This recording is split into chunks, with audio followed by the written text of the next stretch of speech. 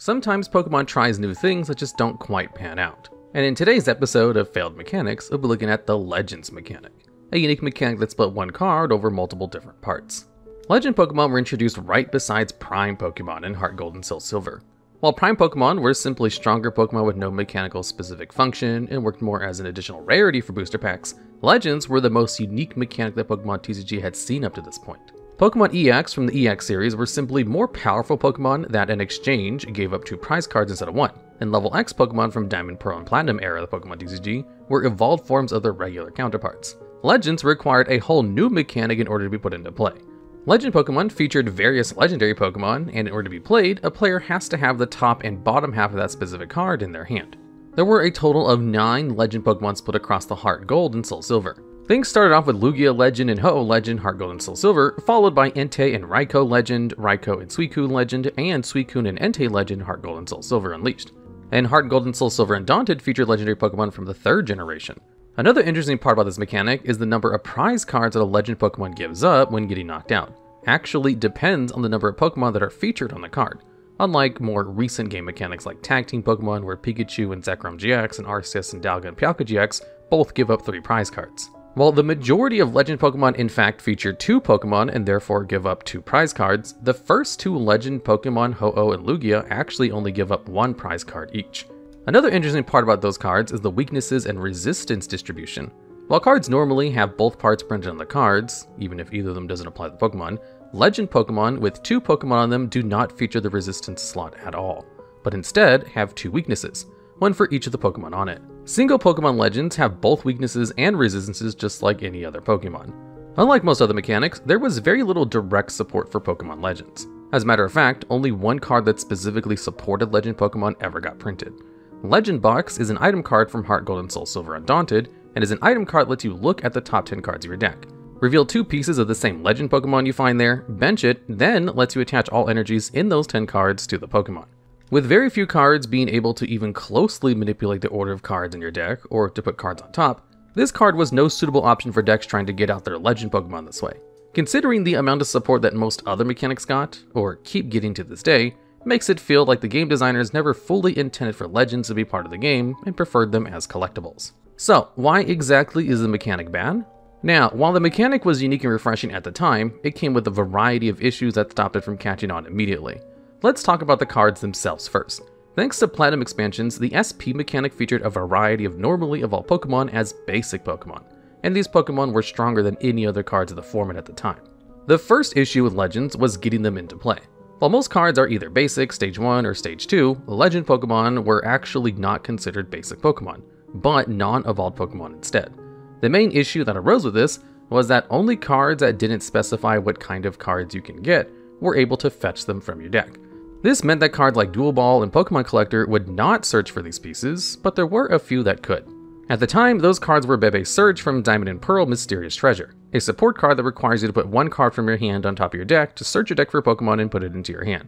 Luxury Ball, an item from Diamond and Pearl Stormfront, card that searches your deck for any Pokemon except level X, but can't be used when another copy of Luxury Ball is in your discard pile. And lastly, Pokemon Communication, an item card from Heart Gold and Soul Silver that works similarly to Bebe's Search, except instead of putting any card on top of your deck, you have to put a Pokemon on top of your deck to search your deck for another Pokemon.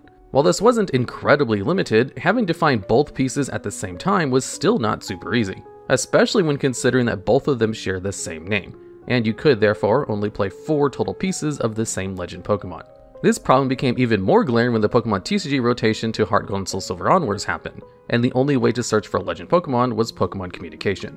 But surely those struggles will be worth it if you eventually manage to get both pieces of your Pokemon Legend to your hand and you got to play it, right? The next problem was that most of their attacks weren't that great.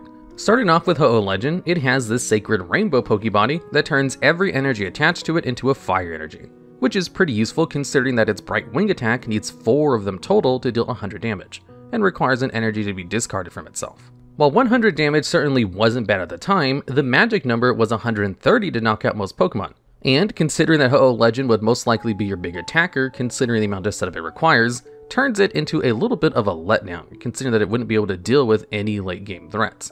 Lugia Legend fulfilled the role of a boss attacker way better, considering that it also had a self-exciting Pokepower in Ocean Grow, which lets you look at the top 5 cards of your deck, attach all energies you find to the Lugia Legend, and discard the rest of them. Its Elemental Blast attack deals 200 damage for 1 fire, 1 water, and 1 lightning energy, and requires you to discard 1 of each of them.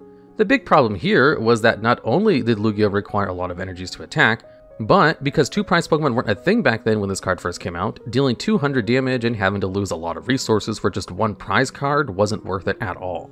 The trade was never favorable in its favor. It also didn't help that the best card at the time was Luxray GL Level X, which could easily knock it out because of its lightning weakness. With the next set, Heart Gold Soul Silver Unleashed, Legend Pokemon became more viable, mainly due to them featuring 2 Pokemon and therefore also 2 attacks, making them more versatile than the previous Legends that only had 1 big hitting attack. The weakest duo of the legendary dogs was Raikou and Suicune Legend. For 2 lightning and 1 colorless energy, Thunderbolt Spear deals 150 damage, but also deals 50 damage to itself. Considering that it only has 160 HP and gives up 2 prizes, taking away close to 1/3 of your HP just to take 1 prize in most cases wasn't worth it. Its second attack, Aurora Gain, requires 1 energy and 2 colorless and deals 50 damage plus heals the Pokemon for 50. For 3 energies on a 2-price Pokemon, that isn't particularly easy to get out. This attack was simply too bad, as many other Pokemon dealt more damage for less energy and required less setup. With Suicune and Entei Legend Pokemon finally started getting more viable. Its Torrent Blade attack requires 2 water energies and 1 colorless, and you get to choose one of your opponent's bench Pokemon and deal 100 damage to it. You also have to return 2 water energies attached as Pokemon to your hand. For 1 fire energy and 2 colorless, Burst Inferno deals 80 damage and burns a defending Pokemon. Now, the reason why this card was one of the first semi-viable cards is that water was one of the few energy types that had a solid energy acceleration at the time, thanks to Feraligatr Prime from Heart Gold and Soul Silver. Its Rain Dance Pokepower lets you attach as many water energies as you want to your water Pokemon during your turn, which, thanks to its double typing, worked for Suicune and Entei Legend. Up next, and the first immediately viable card upon release, was Entei and Raikou Legend. Its Detonation Spin attack deals 90 damage for 1 fire, 1 colorless energy, and requires a discard of 1 fire energy attached to itself.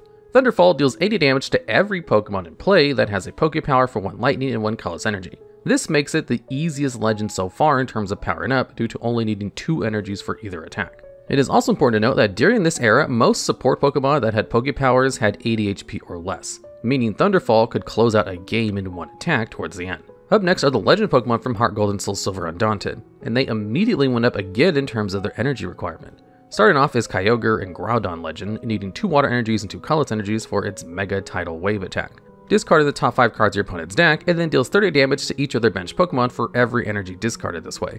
For 2 fighting and 2 colorless energies, Massive Eruptions discards the top 5 cards from your deck instead, and deals 100 damage for each energy discarded this way. While both of these attacks are incredibly luck-based, Mega Tidal Wave isn't too bad to mill your opponent's deck, but requires other tools to function properly as a control deck.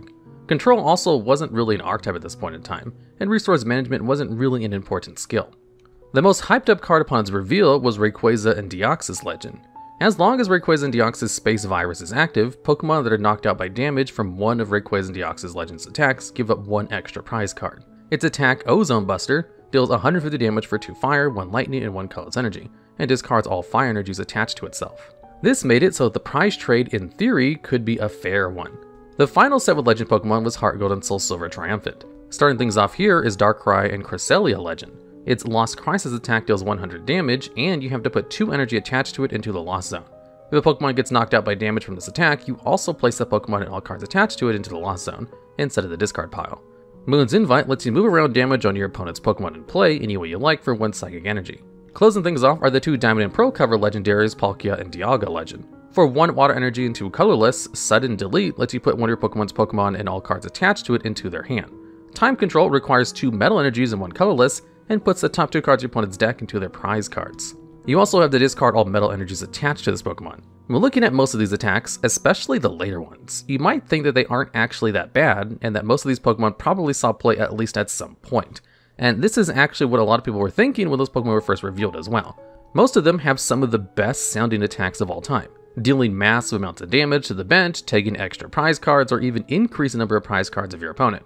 Most of them shared one problem, however: high energy requirements with very limited energy acceleration. Especially when these cards came out and the Diamond and Pearl and Platinum block were still around, most of the relevant meta decks were 1 prize Pokemon with attacks that required very little energy.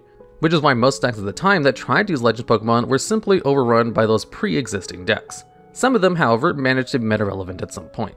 The first Legend Pokemon to see competitive play was Entei and Raikou Legend. Upon its release in Heart Gold and Soul Silver Unleashed, the best deck at the time was Luxray GL level X paired with Garchomp C level X. Luxray's Bright Look Pokepower lets you switch one of your opponent's bench Pokemon with their active Pokemon when you evolve it, and its Flash Impact attack deals 60 damage for 1 lightning and 1 colorless energy and requires you to put 30 damage on one of your bench Pokemon. Garchomp C level X's Healing Breath Pokepower heals all damage from your SP Pokemon in play when you evolve it, and its Dragon Rush attack deals 80 damage to 2 of your opponent's Pokemon in play, but also requires you to discard 2 energies from it.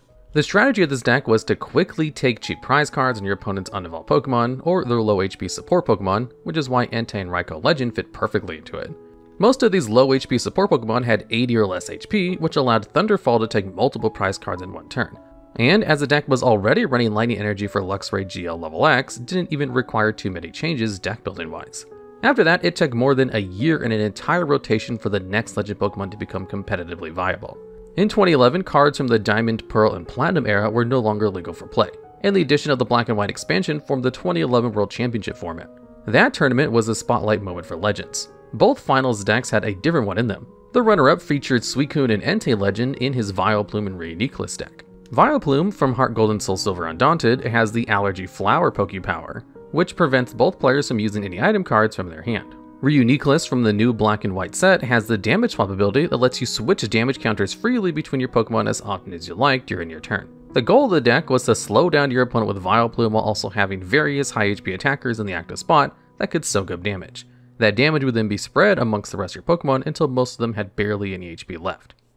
Once a lot of the damage was accumulated on the board, Chansey would evolve into Blissey Prime with the Blissful Nurse Pokepower, which removes the damage from each of your Pokemon in play and discards all energies attached to Pokemon that were healed. In order to have solid Pokemon for each matchup, the deck had to play a variety of attackers to always have an option that can't be hit by weakness, and ideally hits the relevant matchups for weakness. 2 of the most prominent weaknesses were Water and Fire, which made Suicune and Entei Legend a perfect addition to the deck. It had everything the deck could want in a card: high HP, a decent enough attack, and relevant typing to counter many top decks. The first place deck used a combination of Magnezone Prime and Emboar from Black and White. Magnezone's Magnetic Draw Pokepower lets you, once per turn, draw cards until you have 6 cards in your hand. Its Lost Burn attack deals 50 damage for each energy that you put from your Pokemon into the Lost Zone. The attack itself requires 1 lightning and 1 colorless energy. Emboar's Inferno Fandango ability lets you attach a fire energy from your hand to your Pokemon in play as often as you like during your turn. The strategy was to flood your board with energies to deal massive amounts of damage with Lost Burn. One particular legend was a great addition to the deck due to its lightning and fire basic energy requirement. Rayquaza and Deoxys' Legend Ozone Buster could be used perfectly in the deck thanks to Space Virus that got to pick up more than just 1 prize per attack. Some might think that this was the start of something great for Legend Pokemon, but as quickly as they rose to the top, they fell again. Rayquaza and Deoxys Legend, as well as Entei and Suicune Legend, stayed relevant in those decks respectively for a bit, but as people started adapting their lists, they lost some of their power, and as the next few sets came around, were completely phased out of the game. Some rogue decks popped up here and there, most prominently a different version of Vileplume and Reuniclus that made use of Kyogre and Groudon Legend to run your opponent out of cards, but in terms of top tier meta-relevant legends, we're nearing the end. By the time the next World Championship came around, Legends had long been completely gone from the metagame. Alright, and hopefully you've enjoyed this video about one of the most unique mechanics in the Pokemon TCG. What was your favorite mechanic? And did you even know about Legend Pokemon before this video? Make sure to let us know in the comments below, and also tell us what kinds of videos you'd like to see next.